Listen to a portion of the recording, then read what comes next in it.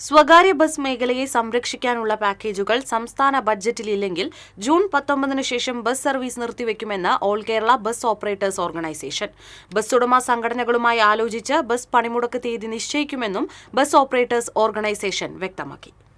വനിതാ യാത്രക്കാർക്ക് KSRTC ordinary ബസ്സുകളിൽ സൗജന്യ യാത്ര നടപ്പാക്കുമെന്ന സംസ്ഥാന സർക്കാർ പ്രഖ്യാപനത്തിന്റെ പശ്ചാത്തലത്തിൽ തൃശൂരിൽ നടന്ന സംസ്ഥാന കമ്മിറ്റി യോഗത്തിലാണ് തീരുമാനം. 75% യാത്രക്കാരുടെ യാത്രാ ആവശ്യങ്ങൾ നിറവേറ്റുന്നവരാണ് സ്വകാര്യ ബസ്സുകൾ. ഞങ്ങൾ പറഞ്ഞ ആശങ്കകൾ പരിഹരിക്കുന്ന തരത്തിലുള്ള ഒരു പ്രഖ്യാപനവും ബഹുമാനപ്പെട്ട മുഖ്യമന്ത്രിയിൽ നിന്ന് ഞങ്ങൾ ഇന്നലെ കണ്ടില്ല.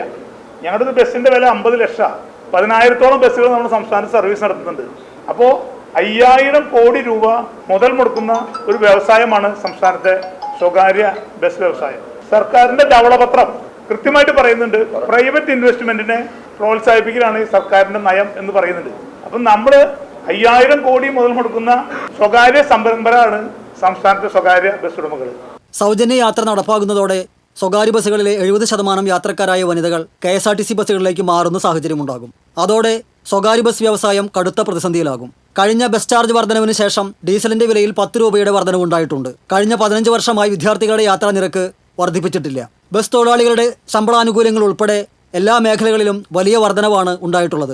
ഈ സാഹചര്യത്തിൽ പ്രവർത്തന ചെലവിന് ആനുപാതികമായി ബസ് ചാർജ് വർദ്ധിപ്പിക്കുകയും വിദ്യാർത്ഥികളുടെ യാത്രാ നിരക്കിൽ കാലോചിതമായ വർധനവ് വരുത്തുകയും വേണം. 1 ലിറ്റർ ഡീസലിന്റെ വില 104 രൂപയാണ്. 104 വിദ്യാർത്ഥികളെ കയറ്റിയാലേ 1 ലിറ്റർ ഡീസൽ അടിക്കാനുള്ള പണം ഞങ്ങൾക്ക് ലഭിക്കുള്ളൂ. ഞങ്ങളുടെ ബസ്സുകളിൽ കയറുന്ന മഹാഭൂരിപക്ഷം യാത്രക്കാരും വിദ്യാർത്ഥികളാണ്. അവരുടെ യാത്രാ നിരക്ക് വർദ്ധിപ്പിച്ചിട്ട് 15 വർഷമായി.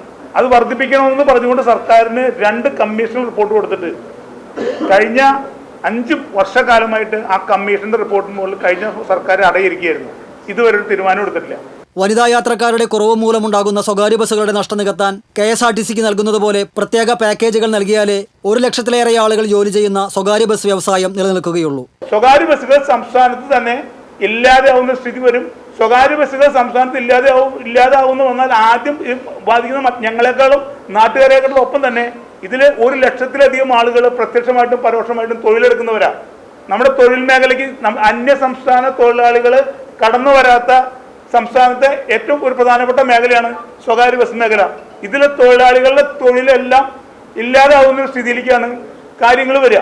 സർക്കാരിന്റെ ഭാഗത്തു നിന്ന് ഇക്കാര്യത്തിൽ അനുകൂല നടപടികൾ ഉണ്ടായില്ലെങ്കിൽ സ്വകാര്യ ബസ്സുകൾ സർവീസ് നിർത്തിവെക്കേണ്ടി വരുമെന്ന് ബസ് ഓപ്പറേറ്റേഴ്സ് ഓർഗനൈസേഷൻ സംസ്ഥാന ജനറൽ സെക്രട്ടറി T. ഗോപിനാഥൻ പറഞ്ഞു. സംസ്ഥാന vice president P. K. Pavithran, ഭാരവാഹികളായ K. Radhakrishnan, Naushad Attuparambath, VS Pradeep, N. Vidyadharan തുടങ്ങിയവർ പങ്കെടുത്തു.